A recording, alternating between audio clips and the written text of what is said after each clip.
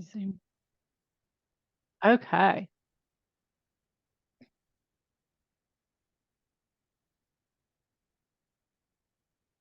All right. So welcome. Good morning. Good afternoon, wherever you might be coming from. And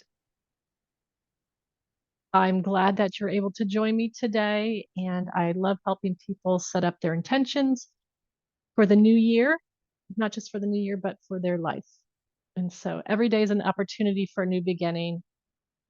I love sunrises, which is why I have this photo here, because I feel that sunrises represent a new day full of possibilities. And I created my coaching and consulting out of my passion for helping others find the confidence that lies within them to do their best, to do the hard things, which they don't think is possible. And all of us have the opportunity to be successful within our personal and business lives. Because when we believe in ourselves, it prompts us to take action. And as a coach, I believe in the possibility of each of my clients. And when they have difficulties believing in themselves, I lend them my belief in them and help them get through whatever difficulties they might be having. So as we go along, please go ahead and add things to the chat. If I don't address it right then, I will make sure I get it as we go along. Are we ready for a new year, new you? Let's consider this quote from Tony Robbins. Knowing is not enough. You must take action. So as we discuss the new person that you're becoming today, I challenge you to act.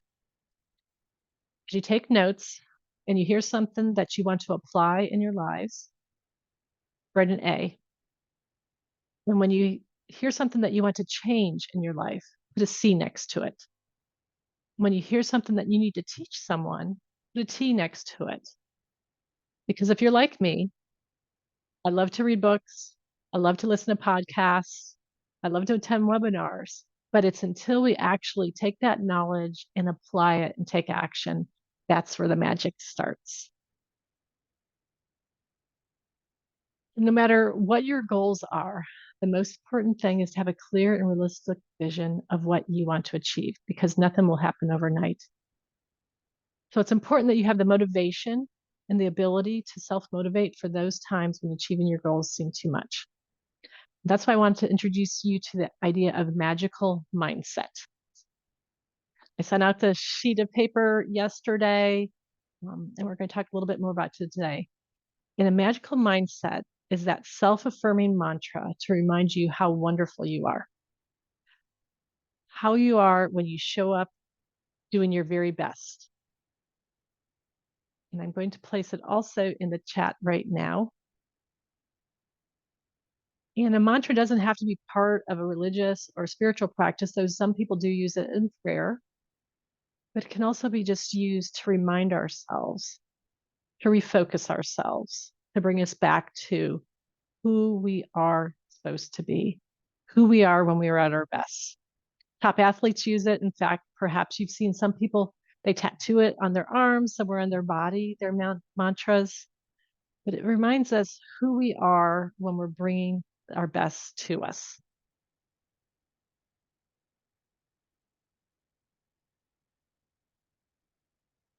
Okay, there we are. So here's our magical mindset, a little bit about it.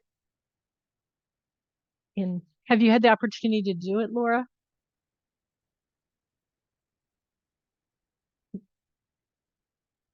We were off yesterday. I just saw it this morning. Okay. All right. Did you want to take a few minutes? I can set aside right now and you can write one up, or do you want to do this on your own later?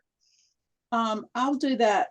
I will do that separate. And I think it came from one of the books that we talked about together. It might have been the Maxwell Leadership, where you just did a kind of a stream of consciousness words about yourself. Was that Okay. the Maxwell? I think It may have been, yes. Yeah. Yeah. So I Yeah. have that on a notepad that I'll go back and pull with Oh, this. good. Good. Yeah. Yeah. So let me share with you what my magical mindset is. Okay. It is I am an encouraging and open-minded listener, a confident connector, and an empowering and resourceful leader. So So these my were not yours? I thought these were yours. that's recommendations. Oh, okay. It sounded And like what you. and what it is I pulled from that and I created Right. this. You want to make it so that you can remember it. Short and Um, right. Yes. Yeah. And I have an anchor, talk about anchoring so that whenever you see something, it's going to remind you of that magical mindset. So mine happens to be my ring. It's a Wonder Woman ring that my daughters gave me. And so whenever I touch that or see it, I remind myself I'm an encouraging and open minded listener, confident connector, empowering, resourceful leader.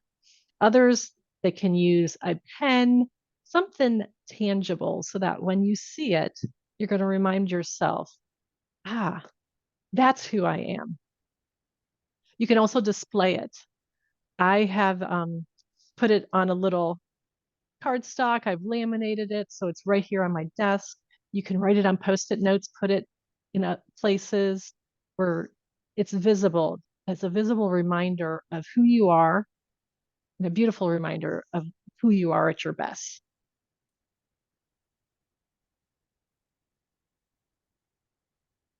All right. I understand that taking life changes can be very difficult and it does warrant a lot of support. So, one thing that we always have to remember, and I encourage you, is take responsibility for your own path. It can be tough because we're always concerned about what others think, what they're doing, that comparison. But when we come to terms with our own sense of autonomy and realize that only we have the power to change our lives, it opens up doors because no one else will do it for us. So if you're willing to do the work, and the fact that you showed up means you're willing to do the work, you can enjoy the process and enjoy the outcome of taking personal responsibility for your goals, whatever they may be. And when you hear personal responsibility, think about how it makes you feel. And the resources that I'm going to send you after this today, there's an article by Susan Heathfield, and it highlights taking personal responsibility versus placing blame.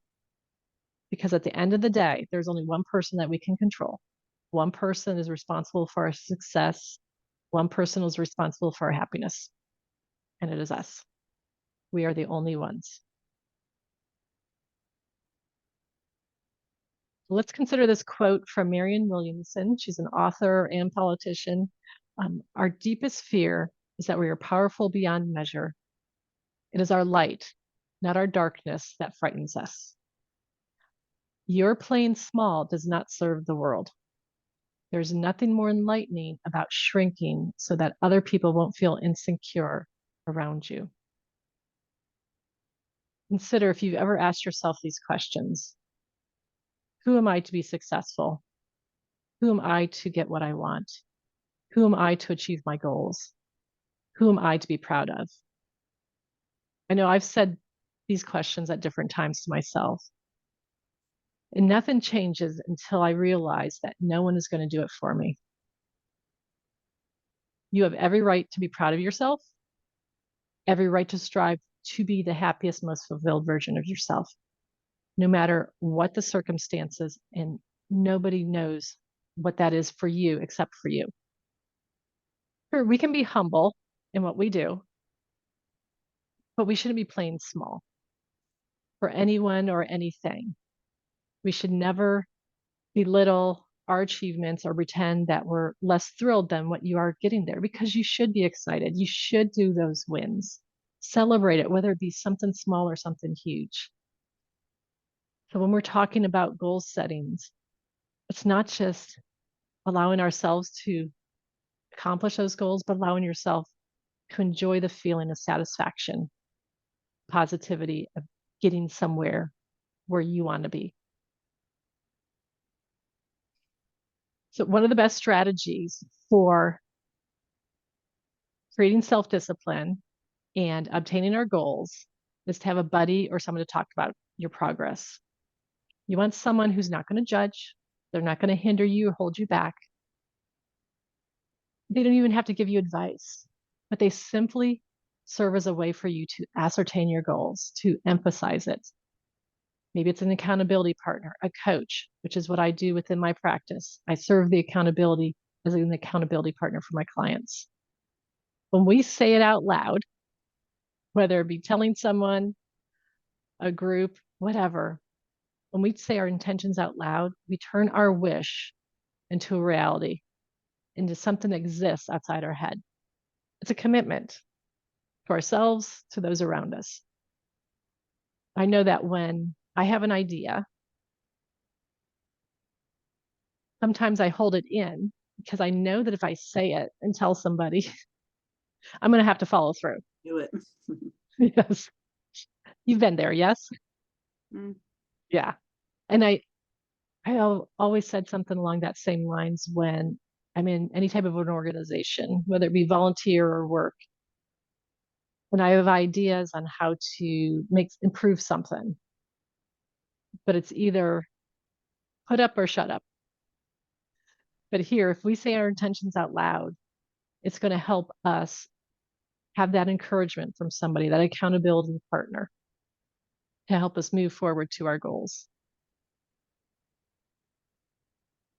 And yes, working towards those goals, it's not easy, is it? As John Maxwell says, everything worthwhile is uphill. We have to make the choice. We have to commit, putting one foot in front of the other and taking that hill one step at a time. And that's taking a little bit steps outside of our comfort zone, right? There's no quick fixes. There's no luck. There's only hard luck. And a key element for those who can achieve better and more sustainable results is stamina. Maybe you call it grit, willpower, determination,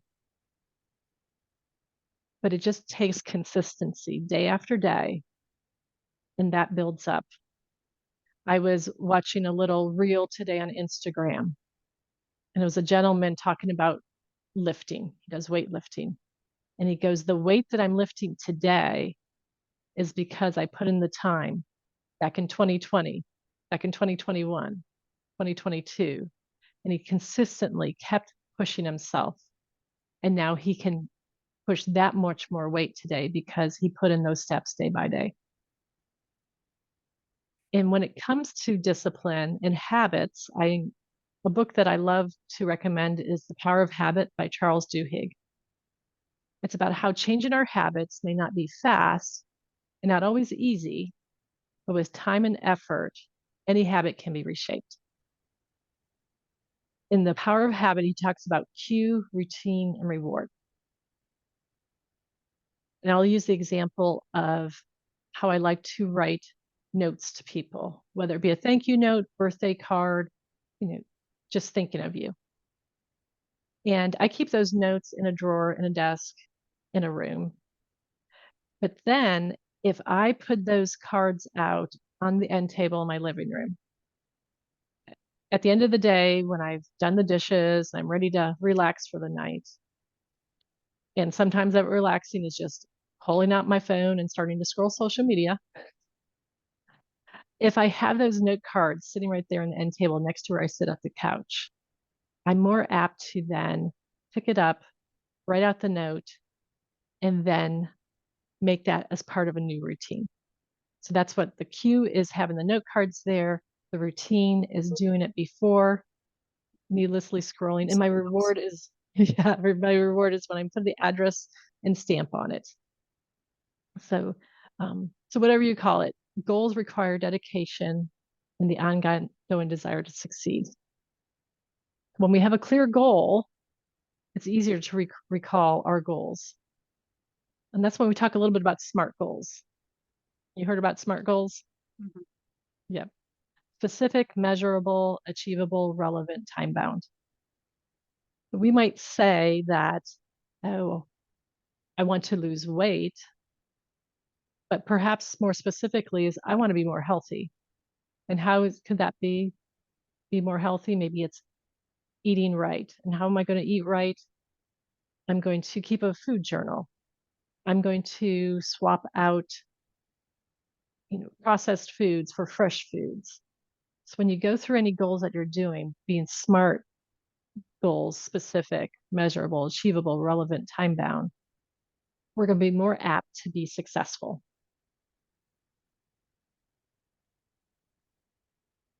And since you're already taking this today, you're using resources that are available to you. We have the internet, online experiences, ways to connect with like-minded people. But consider what other resources you have that maybe you're not utilizing that can help you reach your goals.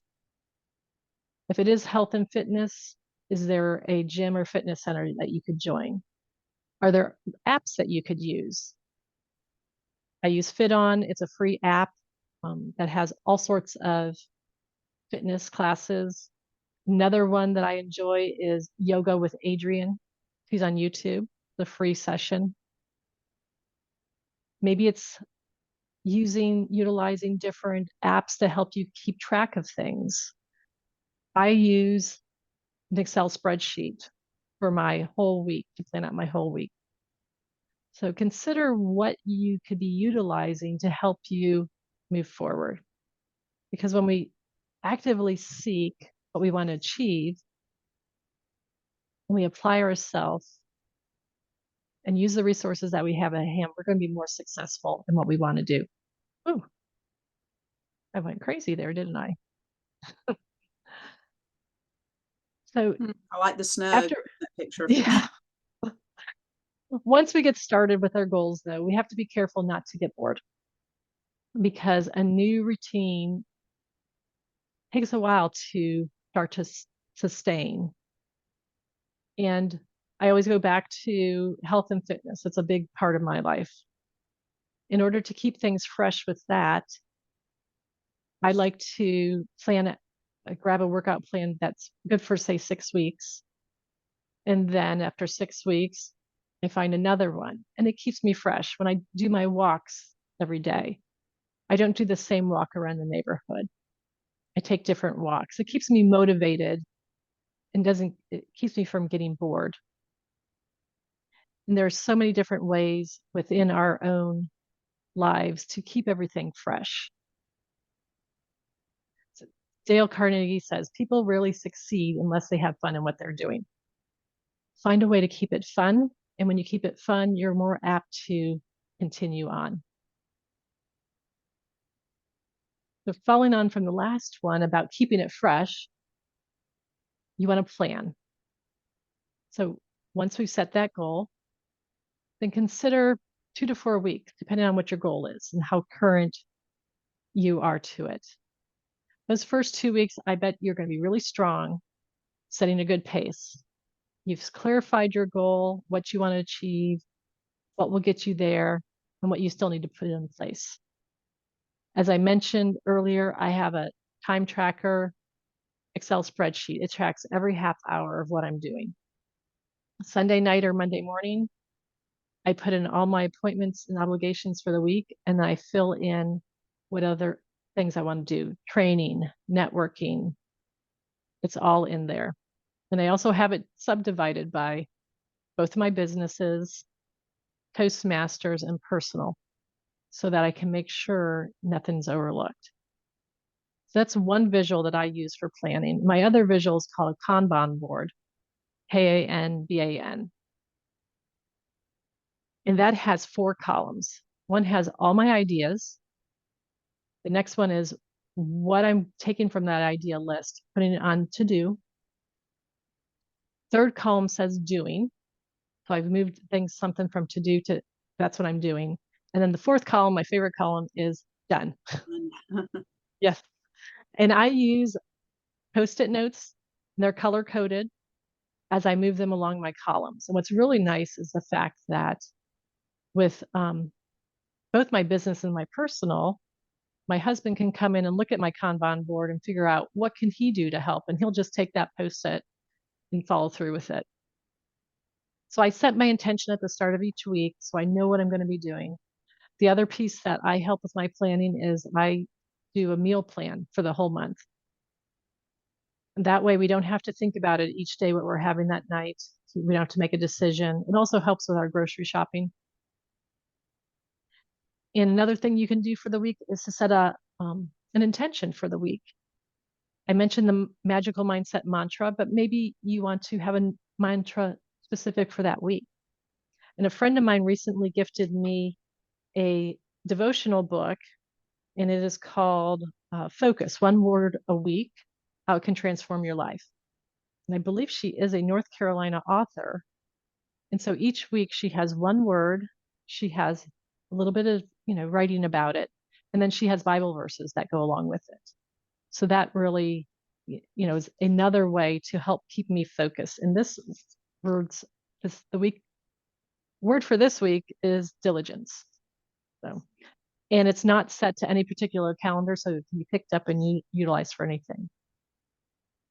But doing all this helps me stay committed, and it helps alleviate as many problems as possible. We want to make sure that nothing's hindered. And so if we can do as much planning, it helps with our consistency, it helps to keep us focused.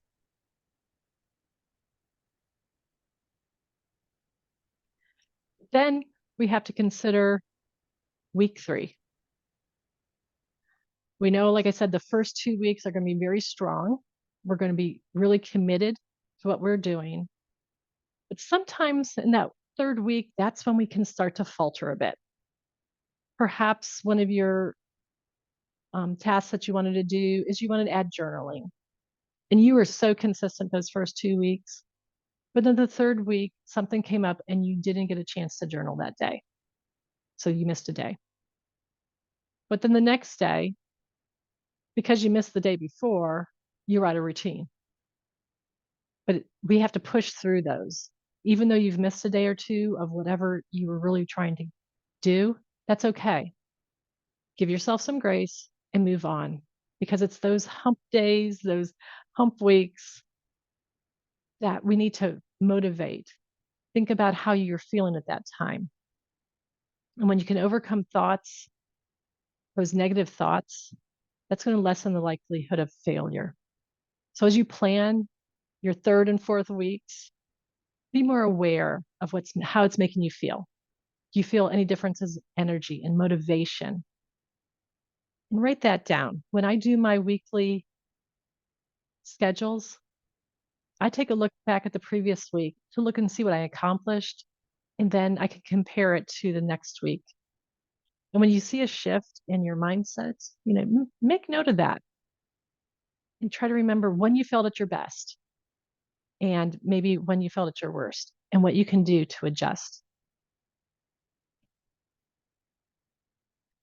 And just a gentle reminder as you're going through, I said to give yourself some grace, but the one person who is going to be able to help you achieve those goals this year, that's you.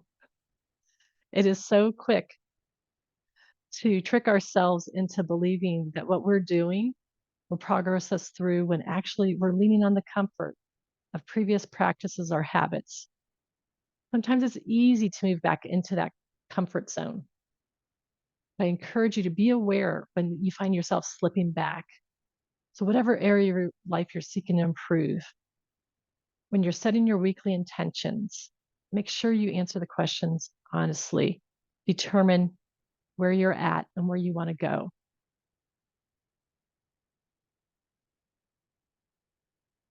We talked about sharing with others. That helps hold you accountable.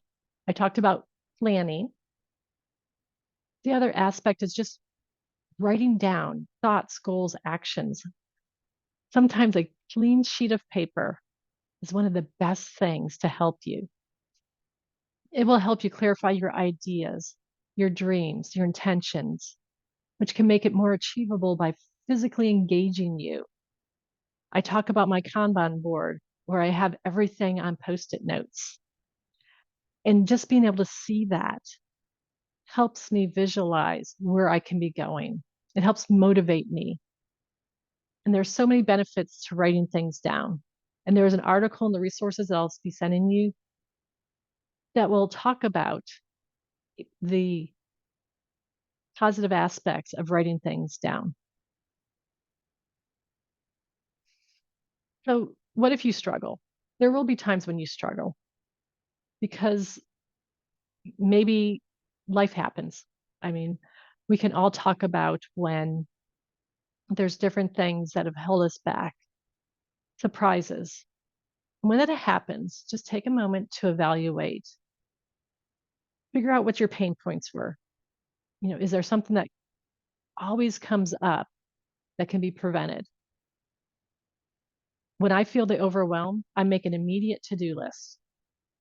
I just write everything out and I find that it's not as overwhelming as possible. And then determine what are some low-hanging fruit. What could you at this time just quickly do and help you feel better about yourself? At times when you're struggling, minimize social media. Social media can really nag in us. It can really take away from our positivity, even though everyone's on there likes to be positive, but it's that comparison there. So try to minimize it if you find yourself going down a hole. Consider what you're grateful for. Write it down. Just take a little bit of time to say, okay, yeah, things aren't right exactly where I want them to be right now, but I do have this going for me, this going for me. And so write down what you're grateful for. Take some time to do something that makes you happy. Maybe it's singing, dancing, going for a walk, reading, whatever makes you happy. Step away from where your struggles are, do some self care, and that'll hopefully help you come back with a clearer mind. I like to, once again, I talk about my Fit On app, and I'll just find a 10-minute quick little dance fitness, and I'll do that. And I feel better to come back and work on things. And start small, even though we have these grand goals, break it down. Remember, as they say, an elephant can only be eaten one bite at a time. Consider your environmental factors. Look around you at your workspace. How does it feel? How does it make you feel? Is it a little bit untidy or cluttered? Do you see a stack of papers or tasks that are telling you that maybe you've avoided them for whatever reason? Figure out a way to clean that up. What is pulling you and maintaining you in your old habits? Maybe it's some old clothes, old possessions, any reminders of the lifestyle that you're trying to change. Try to clear that away. Consider your energy level. Diet and exercise is just as important to all that we do in life. So, what are you feeding your body? Are you drinking enough water? Is it food that is healthy for you and giving you the energy to help fulfill those goals? What about the personal relationships that you have? This is tricky because we want to be liked by others and we don't want to disappoint others. But we also have to learn how to set our boundaries. Brene Brown has a wonderful mantra that is choose discomfort over resentment. That is, sometimes we have to be upfront and be very direct in order to set the boundaries so that we are serving ourselves. I love her example of she was asked one day to make cookies for a bake sale that was happening the next day at her children's school. And rather than tell them no, having the discomfort of telling them no, she did not have time. She said, sure, I'll make you cookies. And then that night, as she is banging away in the kitchen making these cookies, her family's like, what is going on? And she goes, I am making you cookies for the bake sale. So those were her resentment cookies. So that might be a lighthearted thing, but consider when people ask you to do something, it's not always easy to say no. And you don't have to have the full explanation because no is a one word sentence. So if it's not right for you at that time, just say no. And I'm sure they'll find somebody else to do it. We talked a little bit about self-care, but remember that self-care is not selfish. You cannot serve or pour from an empty cup. So consider how you're taking care of yourself. When you're taking care of yourself, then you're going to be able to bring the best person forward to help care for others, whether it be health, fitness, weight loss, emotional, whatever the care that you need, take care of you. Put that first, because when you're able to do that, then you can serve those around you better. And remember, we're all different. We all have different body types. We all have different motivations. We all have different genetics, successes, failures. So there's not one solution that is the same for everybody. To make sure whatever you are choosing to do for yourself is right for you. And be careful. There's some wonderful marketing out there. I'm sure that you've seen plenty when it comes to whether it be supplements or programs, whatever it is. Just be very aware and do your research before moving forward, because a lot of that takes not just time investment, but also monetary investment. So make sure it's the right thing for you. And it's always important to return to that whatever your new goal is for this year, I want you to consider to enjoy every single moment of meeting that goal. When it becomes like a chore, when you feel down or negative or disillusioned, that's when you know something needs to change.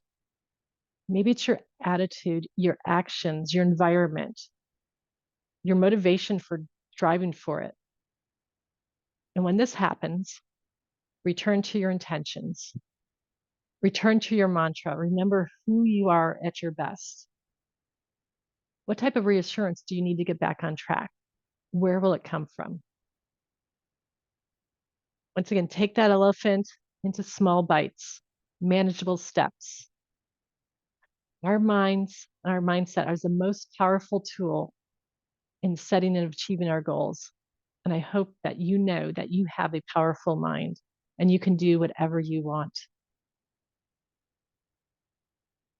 So consider right now, what are some of the emotions that you are experiencing? Maybe it's excitement, maybe it's overwhelm.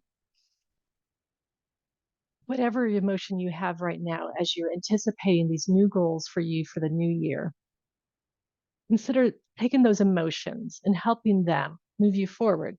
That excitement can drive you. The overwhelm will help you take the process more seriously, to evaluate it better. Your goals for the new year will hopefully add to a higher quality of life, not just for you, as I mentioned, those friends and families around you. You can be the inspiration that they need. Take similar steps.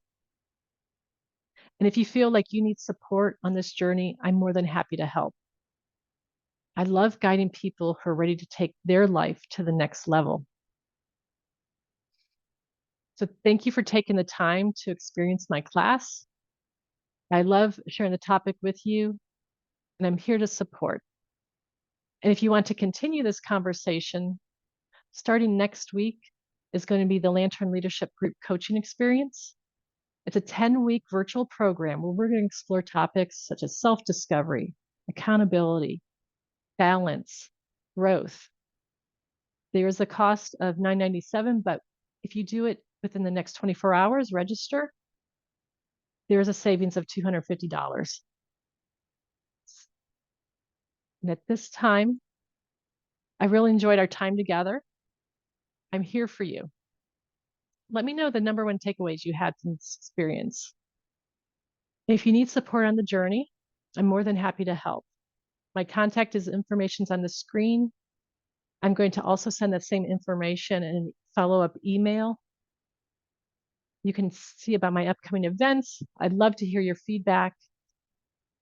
And remember, there are 2 days in the year where you cannot do anything. yesterday, and tomorrow. Only today you can be happy, you can smile, you can dream, love, and be thankful. And I am thankful for you joining me today.